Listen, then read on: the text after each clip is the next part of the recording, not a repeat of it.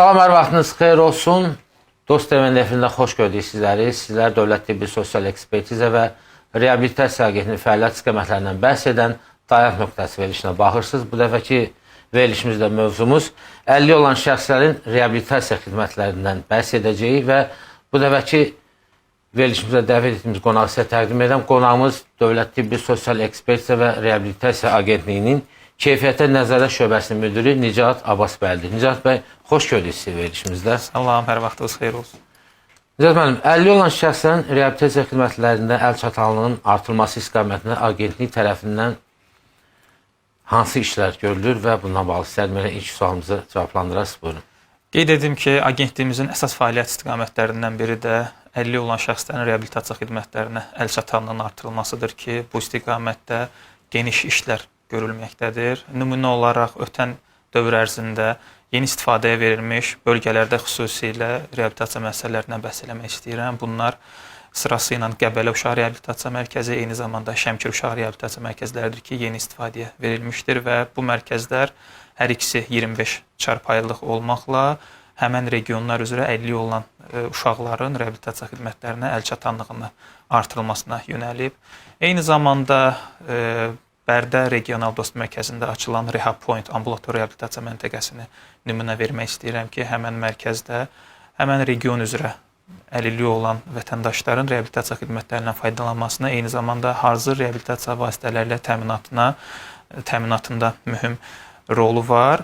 Təbii ki, reabilitasiya xidmətlərinin əlçatanlığının artırılmasına əsas prioritet istiqamət yeni müəssisələrin açılmasıdır. Amma bununla yanaşı, burada xidmətin çeşidliyinin və xidmət növlərinin də artırılması yer tutur ki, bu istiqamətdə də bizim müəssisələrimizdə xidmətin çeşidliyinin artırılması istiqamətində də geniş işlər görülmüşdür. Bildirim ki, müəssisələrimizdə təkcə stasionar yatılı xidmət deyil, bununla yanaşı ambulator, icma əsaslı xidmətlər, eyni zamanda onlayn telereabilitasiya xidmətləri və evdə səyyar xidmətlər də göstərilməkdədir. Bu xidmətlərin göstərilməsində müəssisələrimizdə peşəkar ixtisaslı kadrlar cəlb olunmuşdur. Onlar xüsusi yüksək texnologiyalı, eyni zamanda beynəlxalq təcrübədə öz təsdiqini tapmış avadanlıqlarla həmən mərkəzlərdə təchiz olunmuşdur. Bəs regionlarda yaşayan və müəssisələrə gəlməkdə çətinlik çəkən 50 olan şəxslərlə bağlı, yəni xidmətlər necə cəlb olunur? Anladım. Bizim az öncə də qeyd etdiyim kimi, həm Bakı şəhərində, eyni zamanda da regionda da müəssisələrimiz fəaliyyət göstərməkdədir. Mən regionları sizə bildirmək istəyirəm ki, Bakı şəhəri ilə yanaşı Sumqayıtda, Xaçmazda, Şirvanda, Lənkəranda, Naftalanda, Yevlaxda, eyni zamanda Qəbələdə, Şəmkirdə, Şəkidə agentliyin reabilitasiya müəssisələri fəaliyyət göstərməkdədir. Bizdən əgər vətəndaş regionda yaşayırsa, öz yaxın olduğu reabilitasiya mərkəzində də xidmət ala bilər.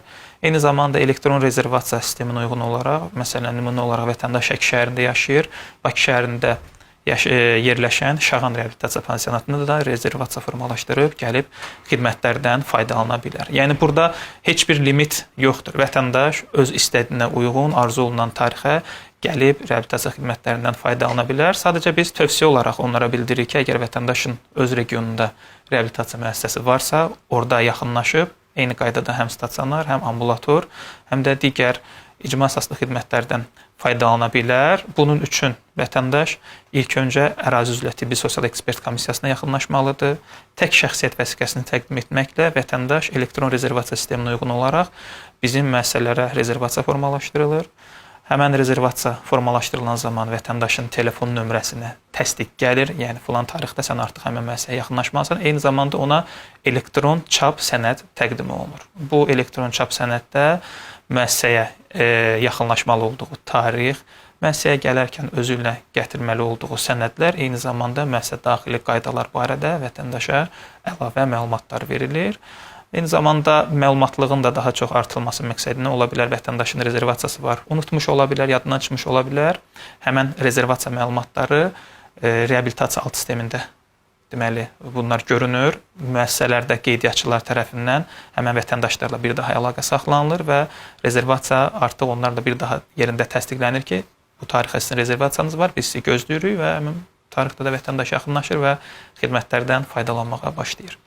Aydındır. Mərkəzlərimizdə rezervasiyası olduğu vətəndaşın və ilk yaxınlaşdı və istərdim sualımda ki, bu agentlik tərəfindən ilk dəfə 50 təyin olmuş şəxslərə, yəni 50 təyin olmuş şəxslər üçün hansı imkanlar yaradılıb? Yəni ona nə edilir və hansı imkanlardan yararlanır? Maraqlı sualdır. Bizim əsas fəaliyyətimizdən də biri bütün əlilliyi olan şəxslərin bu xidmətlərdən faydalanmasını təşviq etməkdir ki, bura xüsusilə ilkin əlillik təyinatı alan vətəndaşlara aiddir. Çünki o vətəndaşlar bu xidmətlərdən məlumatda olmaya bilər, bu xidmətlər barədə onların bir təsviri olmaya bilər. Lakin 2024-cü ildən başladığımız erkən reabilitasiya tədbirləri çərçivəsində biz ilkin əlilliyi olan şəxsləri reabilitasiya xidmətlərinə cəlb eləməyə başladıq. Bu layihənin əsası nədir? Yəni vətəndaş ilkin təyinat aldığı gündən bir həftə ərzində artıq bizim müəssisələr tərəfindən vətəndaşla əlaqə saxlanılır. Vətəndaşın diaqnozuna uyğun olaraq ona bizim xidmətlərimiz təklif olunur. Bu müxtəlif qaydalarda ola bilər. Həm ambulator ola bilər, həm stasionar ola bilər. Ola bilər ki, o vətəndaşın diaqnozuna uyğun biz ona telereabilitasiya xidməti göstərək.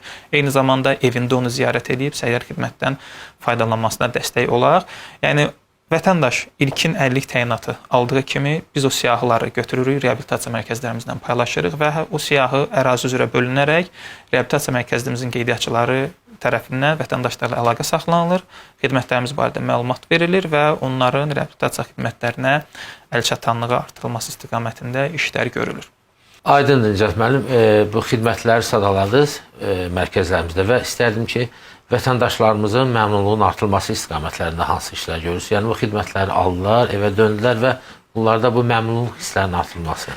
Çox vacib bir məqamdır, çünki xidmətlərin təkmilləşdirilməsi üçün təbii ki, vətəndaşların və xidmət istifadəçilərin rəyləri, təklifləri, məmnunluğu bizim üçün çox vacibdir. Çünki onların rəy və təklifləri əsasında xüsusilə biz xidmətlərimizi təkmilləşdirməyə, standartlaşdırmağa çalışırıq. Bununla bağlı olaraq isə qeyd edeyim ki, müəssisələrimizdə məmnuniyyətin idarə olunması, vətəndaşların xidmət istifadəçilərin rəy və təkliflərin idarə olunması proseduru mövcuddur. Bu prosedura əsasən vətəndaşlar müəssisədən çıxış zamanı onların telefonuna həmən mərkəzlə bağlı məmnuniyyət sorğuları göndərilir. Həmən məmnuniyyət sorğuları vətəndaş daxil olaraq anonim olaraq doldurur və bu məmnuniyyət sorğularında bütün istiqamətlər yer almaqdadır. Müəssisədə aldığı tibbi xidmətlər, tibbi reabilitasiya xidmətləri, müəssisədə aldığı sosial-psixoloji reabilitasiya xidmətləri, eyni zamanda müəssisədə təmizliyə dair, yeməkxana xidmətlərindən dair, eyni zamanda işçilərin nəzakətli olub-olmamasına dair suallar mövcuddur. Həmən suallara əsasən müəssisə haqqında ümumi rəy formalaşdırılır və sizə qeyd edeyim ki, ötən dövr ərzində bizim xidmətlərdən məmnunluq səviyyəsi 92%-in üzərində olmuşdur, ümumi məmnunluq səviyyəsi və o vətəndaşlar o rəyləri doldurduqdan sonra təbii ki, bizim komandamız tərəfindən o rəylər analiz edilir, o rəylərə əsasən xidmətin təkmilləşdirilməsi istiqamətində işlər aparılır. Bununla yanaşı, telefona göndərilən SMS sorğularla yanaşı, müəssisələrin içində rəy və təkliflər qutuları mövcuddur. Həmən rəy və təkliflər qutularına vətəndaş müəssisənin içində gördüyü istənilən məsələ ilə bağlı təklifini verə bilər, iradını yaza bilər. Ondan sonra hər hansısa bir onun narazılıq olduğu təqdirdə bunu bildirə bilər. O da həm anonim şəkildədir, həm istəsə vətəndaşlara ad soyadını yazıla bilər. Təbii ki, həmən rəylər o qutuya daxil olduqdan sonra o qutu rəhbərliyin iştirakı ilə həmən qutular açılır, oradakı rəylər qiymətləndirilir və vətəndaşla əlaqə saxlanılaraq təkmilləşmə istiqamətində işlər aparılır. Aydındır. Bayaq xidmətlərdən danışdıq, istərdim rehabasiya xidmətindən də məlumat verərdiniz və gələcəkdə bu xidmət istiqamətinin genişlənməsi istiqamətində hansı işlər görüləcək? Rehabas da bizim vətəndaşlar tərəfindən çox bəyənilən və istifadə olunan xidmətlərimizdən biridir. Qeyd edeyim ki, 2022-ci ildən biz bu xidmətə başladıq və ilk öncə Sumqayıt-Bakı xətti üzrə xüsusilə nəqliyyat problemi olan, əlilliyi olan şəxslərin müəyyən məntəqələrdən götürülərək müəssisəyə çatdırılması və müəssisədə avtobus onları gözləyir. Vətəndaşlar xidmətlərini alırlar. Xidmət aldıqdan sonra vətəndaşlar geri həmən məntəqələrə çatdırılmasını əhatə edir bu xidmət. Qeyd edeyim ki, hazırda Bakı şəhəri üzrə Bakı və Sumqayıt şəhəri üzrə fəaliyyət göstərir. Eyni zamanda biz ötən ildən Gəncə və Şəmkir zonası üzrə biz bu xidmətə start verdik. Bildiyiniz kimi mən görüşün başında da bildirdim. Şəmkir Uşaq Reabilitasiya Mərkəzimiz fəaliyyətə başlamışdır və həmən Şəmkir Uşaq Reabilitasiya Mərkəzinə Gəncə və ətraf rayonlardan olan vətəndaşların cəlb edilməsi məqsədi ilə bu marşrut artıq fəaliyyət göstərir. Gəncə şəhərindən 50 olan şəxslər toplanır. Oradakı müxtəlif dayanacaqlardan vətəndaşlar Şəmkir Uşaq Reabilitasiya Mərkəzinə çatdırılır. Burada xidmətlərdən, reabilitasiya xidmətlərindən faydalanırlar və həmən avtobus onları geri o məntəqələrə çatdırır. Qeyd edeyim ki, bu xidmətin digər regionlarda olan müəssisələrimizdə də tətbiqi gələcəkdə nəzərdə tutulub. Həm böyük mərkəzlər üçün planımız da var, həm kiçik mərkəzlərimiz üçün plan da var. Düşünürəm ki, bu Şəmkirdəki layihə uğurlu olduğu üçün digər regionlarda quracağımız bu marşrutlarda 50 olan şəxslərə xidmət göstərəcək və ümumilikdə xidmətin daha təkmilləşdirilmiş göstərilməsinə nail olacaq. Bu layihələr çərçivəsində Səsiniz Olaq layihəsi də var və istərdim ki, bu Səsiniz Olaq layihəsi kimlərə şamil olunacaq? Ümumiyyətlə, bu Səsiniz Olaq layihəsi nə deməkdir? Sizə bildirim ki, agentliyimizin əsas fəaliyyət istiqamətlərindən də biri müxtəlif əlillik qruplarına reabilitasiya xidmətlərinin göstərilməsidir. Onların cəmiyyətə inteqrasiyasını təşviq etməkdir. Bunlara nümunə olaraq mən görmə məhdudiyyətli şəxslərlə aparılan işlər, eyni zamanda eşitmə və nitq məhdudiyyətli olan şəxslərlə aparılan iş çərçivəsində biz onlayn kommunikasiyaya dayalı olan surdo tərcümə xidmətini yaratmışıq. Bu ölkədə ilk dəfədir Nazirliyin təşəbbüsü ilə yaradılmışdır və burada deməli onlayn əlaqəyə əsaslanan bir kommunikasiyadır. Bizim əməkdaşımız tərəfindən, surdo tərcüməni bilən əməkdaşımız tərəfindən eşitmə və nitq məhdudiyyətli vətəndaş onunla əlaqə saxlayır. Bizim həmən o koordinatorla o eşitmə və nitq məhdudiyyətli şəxsin müxtəlif ehtiyaclarına uyğun olaraq üçüncü tərəflə onlayn görüntülü əlaqə yaradılır. Bu əlaqələr, bu kommunikasiyalar müxtəlif istiqamətdə ola bilər. Ola bilər ki, eşitmə və nitq məhdudiyyətli şəxs banka müraciət edə bilir, hansısa kitabxanaya gedib, ümumiyyətlə hansısa kafeyə rezervasiya eləyir. Bizim deməli koordinatorumuz həmən vətəndaşla danışır, onun ehtiyacı analiz olunur və üçüncü tərəflə əlaqə yaradılaraq bir növ virtual körpü rolunu oynayırıq. Qeyd edeyim ki, bizim müxtəlif istiqamətlərdə bu üzrə müraciətlərimiz olmuşdur. Bir ikisini də əlavə nümunə kimi bildirim ki, məsələn, bir eşitmə və nitq məhdudiyyətli şəxs həkimə müraciət etmişdir, öz problemlərini izah eləyə bilməmişdir. Həmən dəqiqə bizim virtual köməkçimiz onunla əlaqəyə keçmiş və problemini həll etməyə çalışmışdır. Eyni zamanda bizim Nazirliyin xidmətlərindən də faydalanan zaman bu xidmətdən istifadə edə bilirlər. Təşəkkür edirəm Cəd müəllim, ətraflı suallarımıza cavab verdiniz və istədim verilişin sonunda bu sualımızı da cavablandırasınız. Yəni, gələcəkdə reabilitasiya xidmətlərinə əlçatanlıq istiqamətində agentlik hansı hədəfləri qarşısına qoyur və hansı hədəfləri var?